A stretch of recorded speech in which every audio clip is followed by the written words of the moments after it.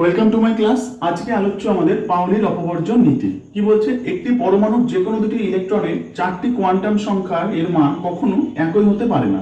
একটা পরমাণুর মধ্যে একাধিক ইলেকট্রন থাকতে পারে, যে কোনো দুটো ইলেকট্রনের চারটি কোয়ান্টাম সংখ্যা আমরা বলেছি NLMS, মুখ্য কোয়ান্টাম সংখ্যা, গৌণ কোয়ান্টাম সংখ্যা, চুম্বকীয় কোয়ান্টাম সংখ্যা, ঘূর্ণন কোয়ান্টাম সংখ্যা, এর মান কখনো এক হতে পারে না। একটা উদাহরণ নিই, ধরো 1s এর ক্ষেত্রে দুটো ইলেকট্রন রয়েছে, এই একটা, তাহলে 1s এর ক্ষেত্রে n এর মান L M S করলাম, চারটে কলাম।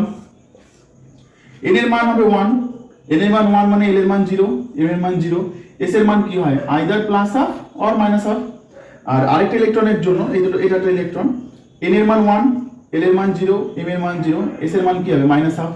তাহলে n l m এক হলেও s এর মান কখনো এক হবে না, কারণ একটা প্লাস হাফ একটা মাইনাস হাফ, একটা ক্লকওয়াইজ আর একটা অ্যান্টি ক্লকওয়াইজ। তো এটা হচ্ছে পাউলির অপবর্জন নীতি আমাদের এক্সপ্লেনেশন। ক্লিয়ার?